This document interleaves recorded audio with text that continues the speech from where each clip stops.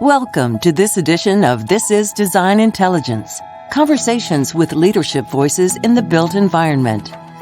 This edition is sponsored by the Tricord Group, leading successful relationship constructs for over 25 years, and VIM, helping the architecture and design disciplines design, deliver, and operate better buildings for a better world. We're here today with Matthew Kahn. Matthew is a provost professor of economics at the University of Southern California. He is one of the leading voices in environmental economics.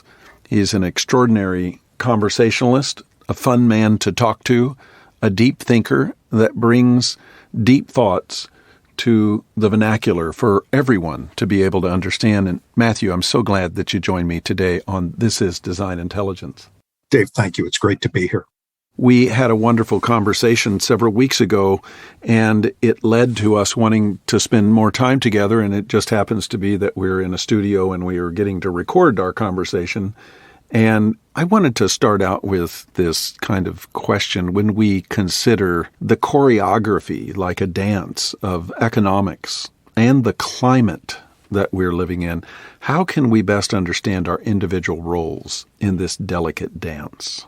So, Dave, when I teach USC's passionate students who care about the football team, but also deeply care about their future, I'm often asked questions by my students about how can microeconomics, my field. So, Dave, I am not a macroeconomist, so I hope we're not talking about interest rates today or the stock market. No, not today. What I was taught at the University of Chicago 30 years ago was the power of incentives, where it can either be a financial price, this price on carbon, to both decarbonize our economy and to foster the next Elon Musk in innovating, but also social incentives in a Berkeley, California, that we nudge. There's an implicit nudge as you walk through the streets of Berkeley to live the green lifestyle. So, Dave, to start this up, because there's several pieces to your question as we choreograph our dance, do you want to focus on the tie-in of how the chicken and egg issue of how does the economy influence the climate change challenge, or how the climate change challenge influences the economy? Wow. Well, that's a great question, because ultimately economics are truly micro. It has to do, economics are really about human behavior and spending and producing, aren't they, at the end of the day? So, and if we roll them all up into massive size, we get to macroeconomics and major trends. But I really want to start with how economics is driving climate outcomes. And I'm very concerned about this, as you know.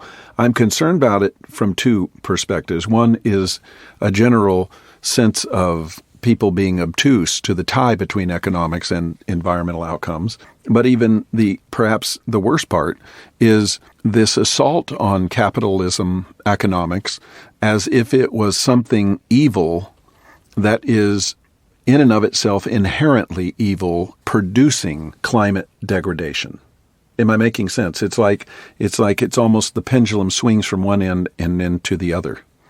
And so I'd like to talk and wander through some of this together. So I love the question. And Dave, for everybody listening, I'm a free market environmentalist. I firmly believe that we can and we will set up the rules of the game of capitalism to achieve the win-win of ongoing economic growth. We need that to reduce poverty and to rebuild our middle class. And of course, we need to decarbonize. So, Dave, there's a story on the internet that President Xi of China has just announced that China will no longer build coal-fired power plants in the rest of the world.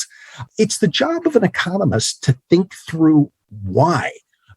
So this goes beyond microeconomics, but this is an example of what economists talk about, the energy ladder, that as a nation grows from being poor to middle class, both its people and the nation as a whole burn dirty fuels, coal. Coal played a major role in China's industrialization.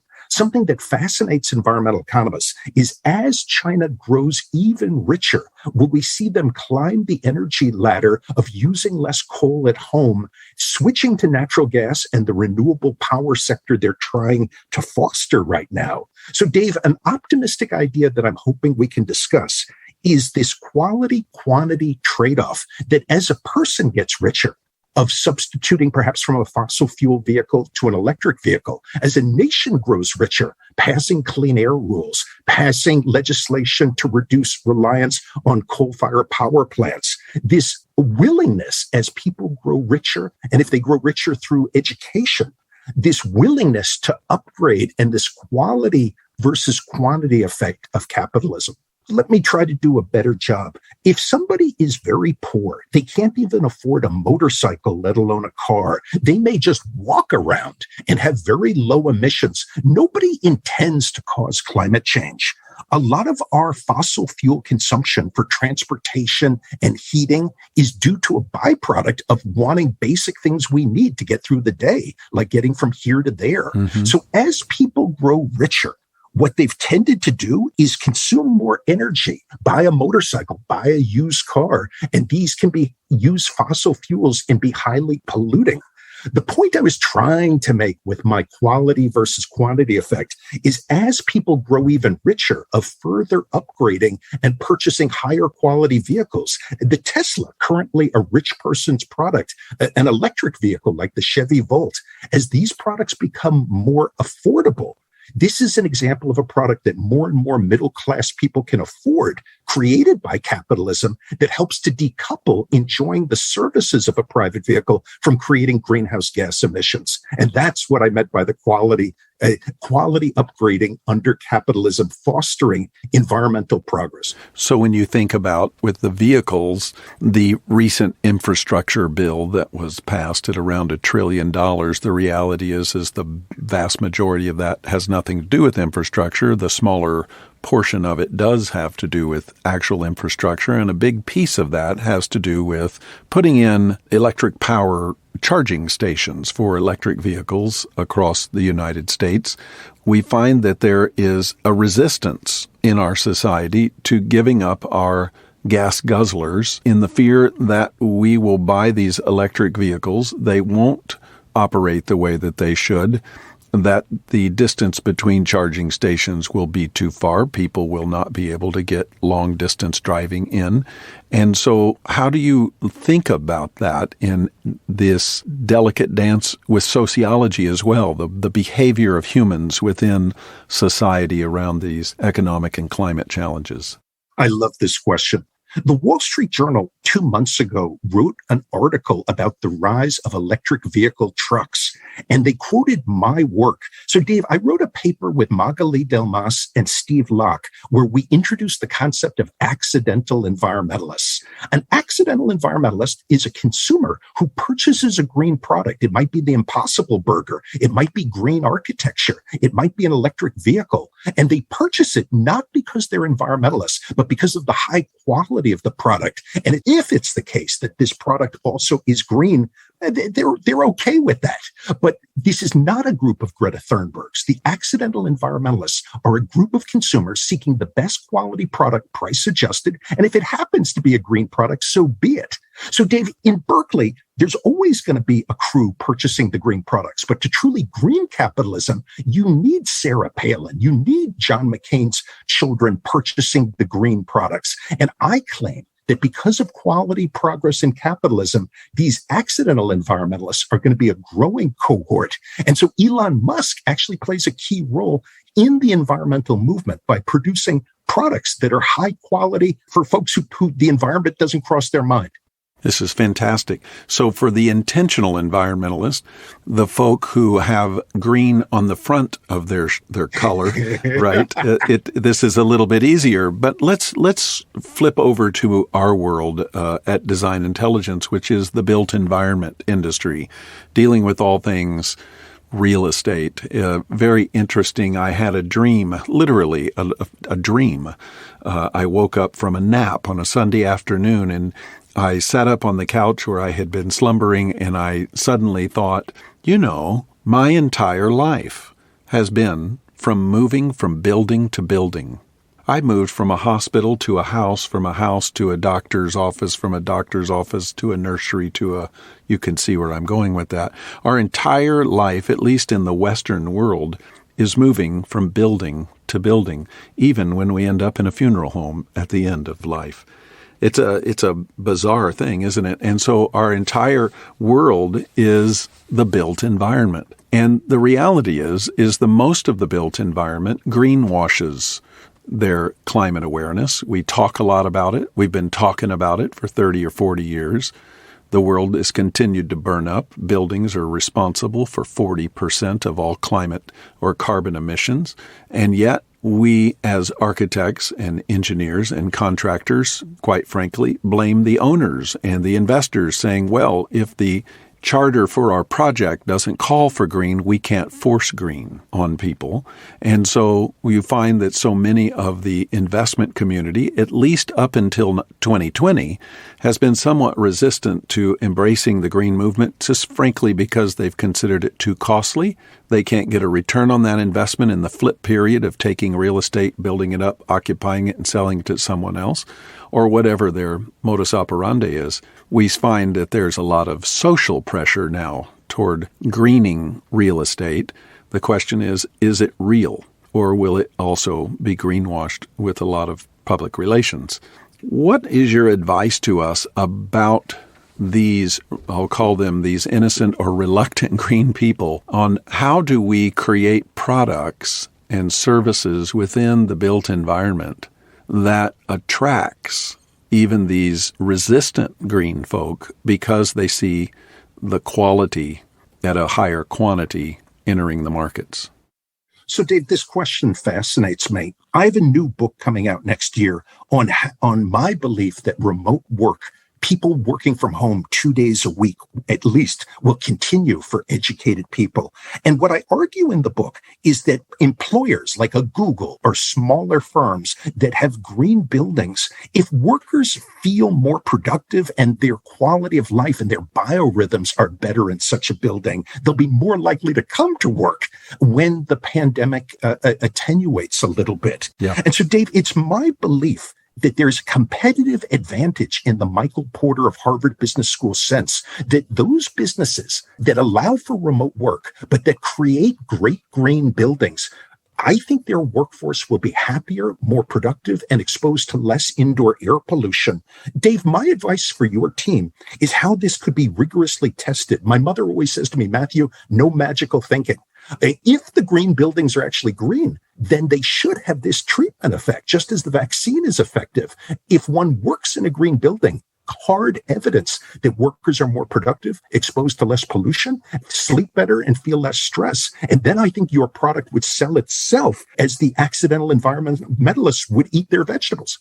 Defensible solutions, right? You've got to have data to prove your business case against these things at the end of the day. That's what it comes down to. And I'd add to that young people are really passionate about these issues. So for firms that are hiring young people, of who's in these buildings, Dave. So if it's a group of people under age 40, I am really impressed with the environmental ethos of young people, and I don't think they're going to age out of this. No, I think this is a part of their DNA, just very much like different parts of our DNA were bred into us almost so societally. It has become a part of their lingua franca in everything that they do. It's extraordinary, isn't it? I love it. And a point putting on my nasty University of Chicago hat, when workers are happy and productive, an idea from my training is you don't have to pay them combat pay. So in a setting where workers are proud of their firm, whether it's a Ben & Jerry's or another firm with a corporate righteousness, good culture, and a good building environment, firms don't have to pay combat pay. And so this isn't a for-profit firm can find this a profitable strategy. If they have a happy workforce, they face fewer retention issues.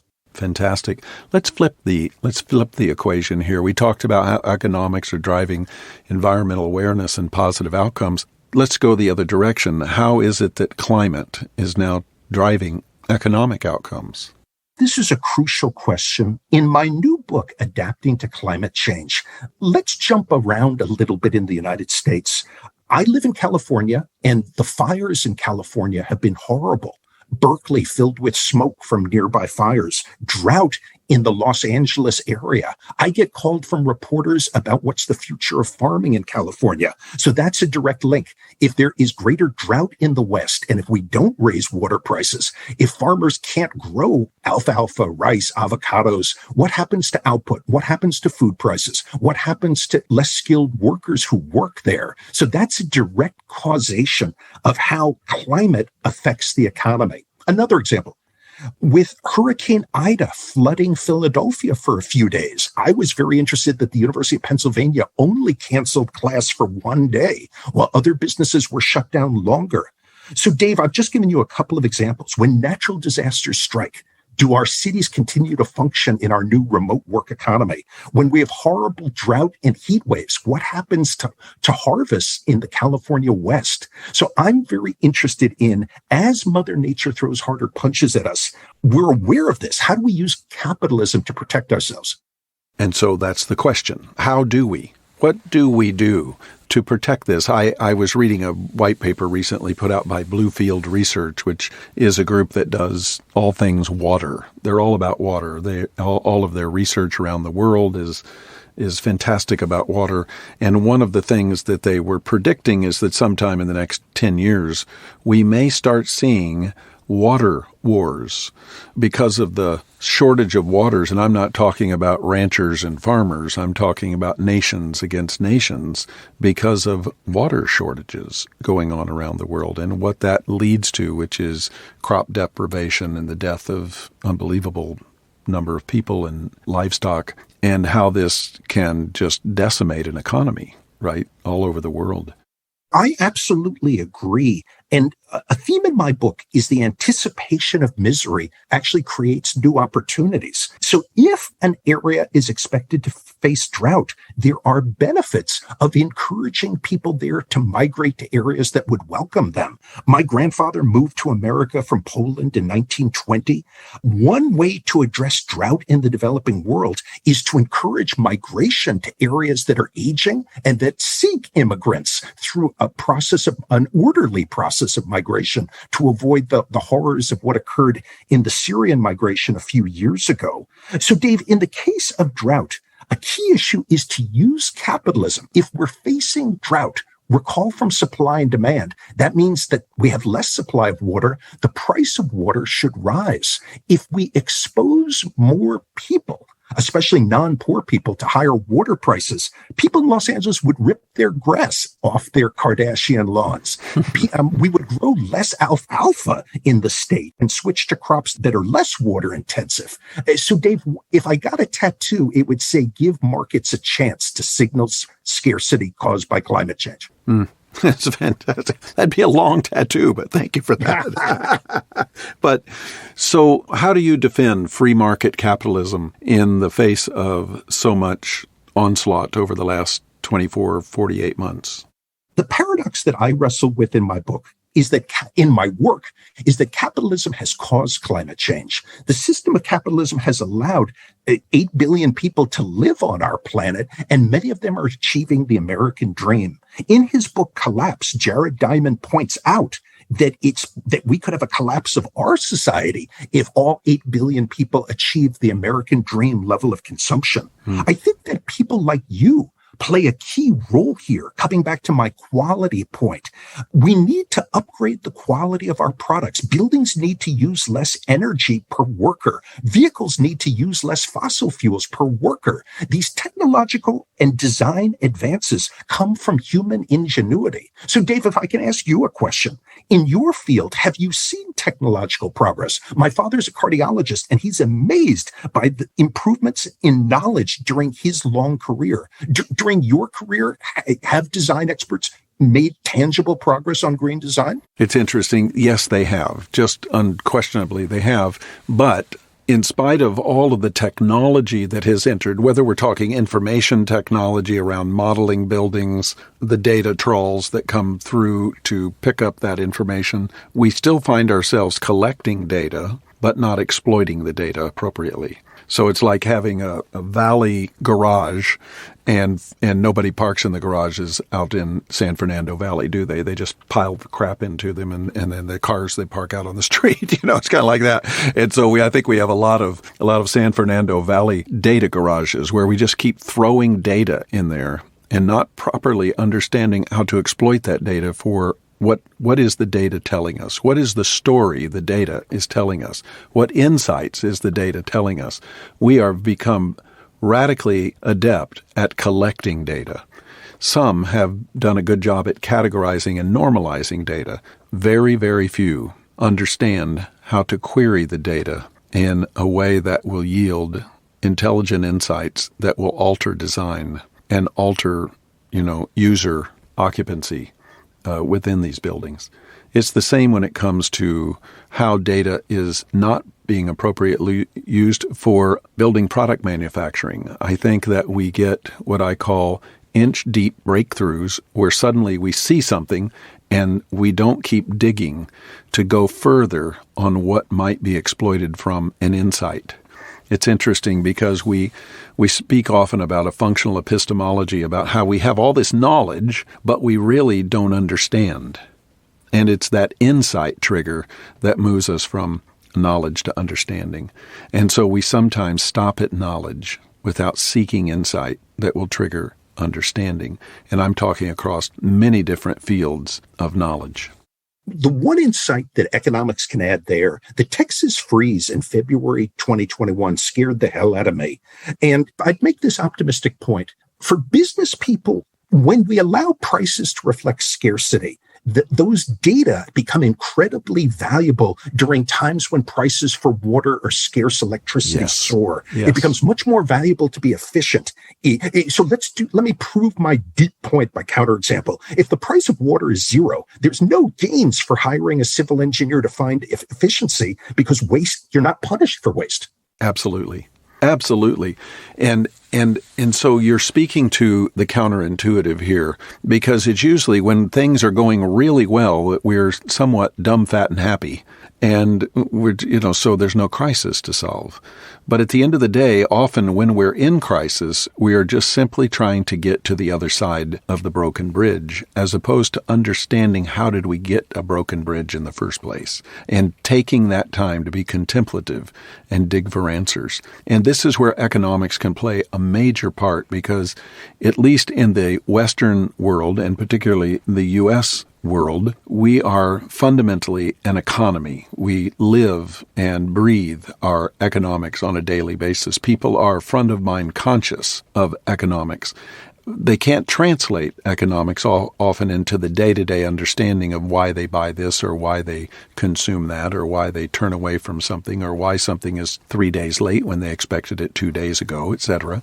And I think it is incumbent upon the economics community to bring economics down into a level of pragmatism and vernacular for the day-to-day person to understand their part in the giant economic machine and what that can mean to literally turn the tide ecologically, certainly, socially, dealing with prejudice, marginalization, exclusive versus inclusive. It all, at the end of the day, to me, comes down to our understanding of economics and economic behavior.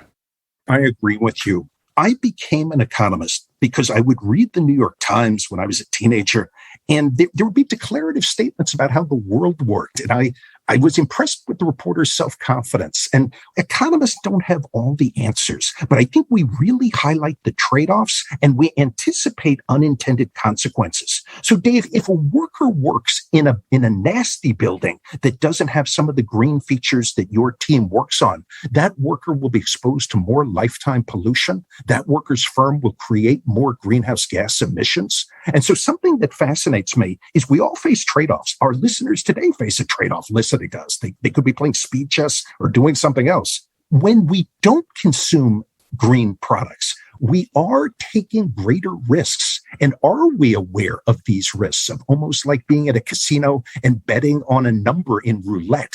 And I think that climate change increases the risks we face.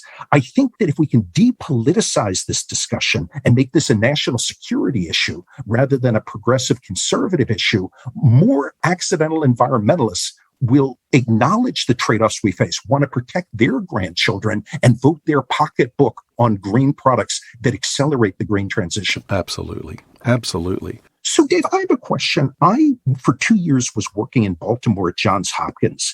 And a point that urban economists make is that in a growing city, there are new buildings. There's new homes, new buildings, new roads. In an older city like Detroit, in a city that's not building much new, in your work, have there been opportunities to green buildings in shrinking cities like Baltimore versus growing cities like Las Vegas? Yeah, it's really interesting. I think it really is a regional dynamic that happens, and local architects and developers and investors and engineers and contractors, city by city, are taking up this charge. Certainly we see it in Detroit, where not only national firms are playing there, but the local regional firms are looking to, and have been for the last few years, renewing that city. And so much of the filtering is through a green lens.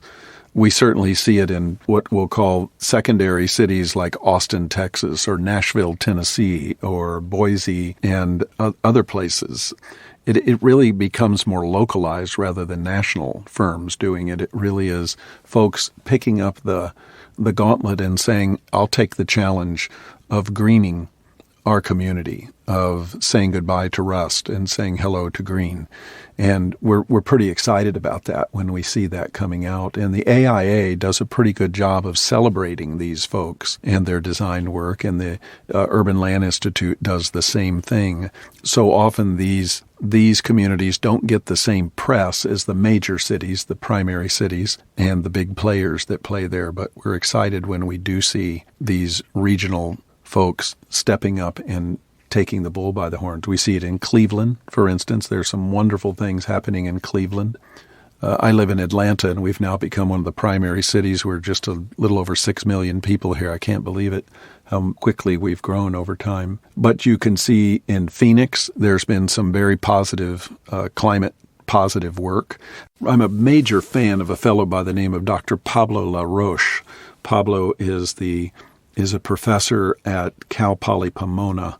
He is also the head of sustainability for a global architecture firm called Callison RTKL. Pablo does just this wonderful thing. He speaks no longer about just sustainability. All of his language is changed to climate positive. We're building climate positive buildings. We're designing climate positive processes. I just love the optimism that's in that idea of climate positive. What's so important here, there was a very sad article that half of all teens are extremely worried about their future because of climate change. And on one hand, I respect this realism. But on another level, I think we both agree as slightly older gentlemen of the importance. They are lucky, in my opinion, to be living their lives in the future. And it's up to our generation to design rules of the game to create a better future than what they currently expect. Yeah, and we're late. We've got to own that. The baby boomer generation has got to own the fact that we're late to the party, and even the older Gen Xers in that group. We have been listening for 40 years to this message and kind of yawned and go, yeah, great, whatever. And we haven't stepped in. We didn't stride in with the energy that we're watching today.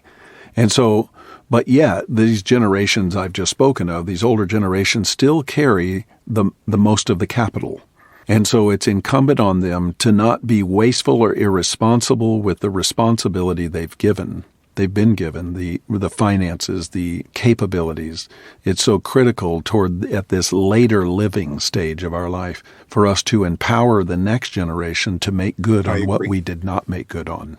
Dave, I wanted to ask a green finance question. In the design community, has Wall Street, whether it's Goldman Sachs or JP Morgan, are the banks giving the green design community greater access to finance, or are they asking hard questions about the rate of return and payback period? Will the green design industry be able to borrow at more favorable terms going forward to finance more ambitious green projects?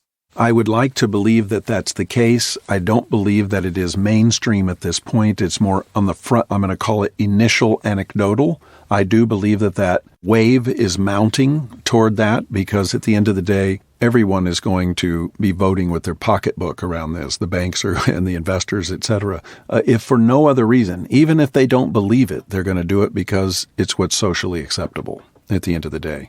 So that peer pressure, if nothing else, if they don't have a conviction, at least they're convinced that they need to make some changes.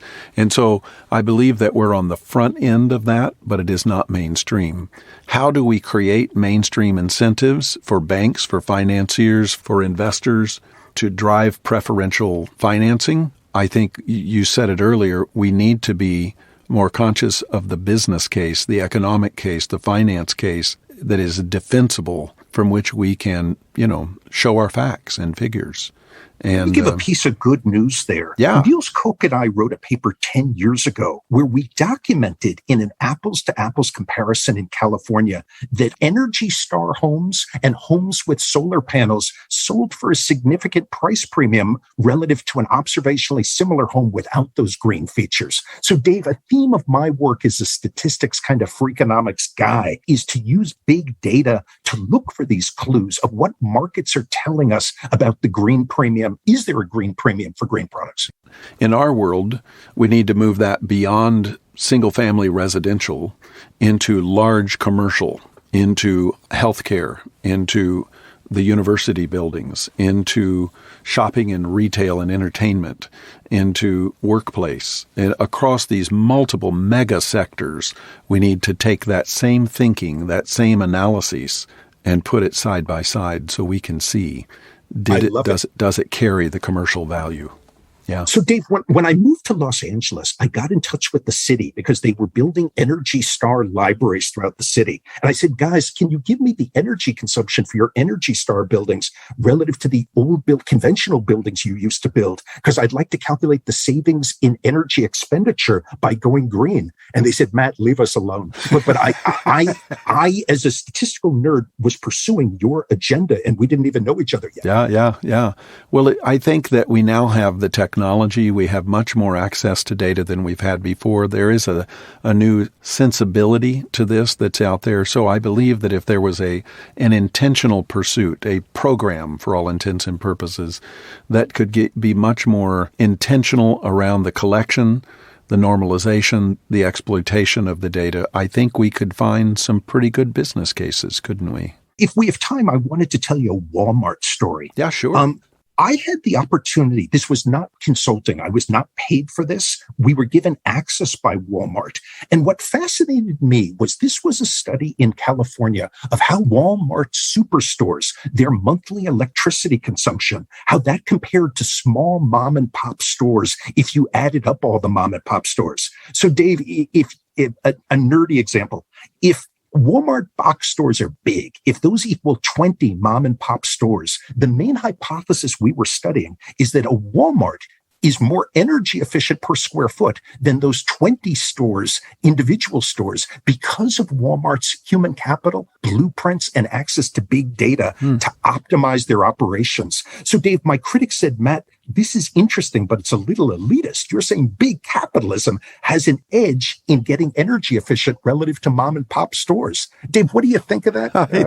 Give that a B plus? Yeah, I would give it a B plus. I think there's some more work to be done there, but I love the story. And honestly, folks at Walmart, folks at Target, folks at some of these other large places where they have huge footprints and lots of commerce and humans moving around, I would think that they'll get behind this and allow us access to their data so we can figure this stuff out. I was very encouraged. I think it's an interesting hypothesis because, Dave, you mentioned data before, those San Fernando Valley garages, that these companies with these, in this age of big data. So have you been involved with sensors and keeping tabs on which rooms are occupied? Absolutely, in structures? Can you give me some specifics there? So I'm fascinated by this ocean of data we have. Well, so we're watching this meteoric rise in this industry called property technology, or prop tech as it's referred to. It has come pretty much almost from nowhere to becoming billions upon billions, tens of billions of dollars. of value. There are so many providers, manufacturers, vendors pushing their sensory gadgets around. And of course, all of this works under the auspices of Internet of Things, Yes. And so it is an exciting new world to be able to literally measure the nap on the carpet and the performance of the carpet, much less looking at how many times the door opened and closed and whether the hinges are holding up, or whether it's how many times a light bulb is turned on or off and on and off, or the way that energy is being consumed through the mechanicals or the water is dripping in the sinks. It's extraordinary what is possible. But the reality is that with all that possibility, it is still on the front end. Americans are funny people. We believe that we need to protect our privacy at all cost. Somewhat self-deluded, because we will still go to Amazon and order things and Facebook and play around and think we're protecting our privacy. Or we'll go to, in my store, we go to Kroger down here in the South. And of course, if you want that extra 20% off of that thing, you have to swipe your little card, right? And then suddenly they know it's me and they know I just got 20% off of that item. We are giving away our data. It just unbelievable. But then we have this false concept that we need to protect ourselves against sensors in rooms that will tell how many times I walked in this door and turned on this faucet. It's a funny thing, isn't it? I think that if it doesn't feel like it's good for me, then I don't want to give my data away. And the reality is that there is a bigger agenda here, isn't there? It's the agenda of doing what is right and good and true.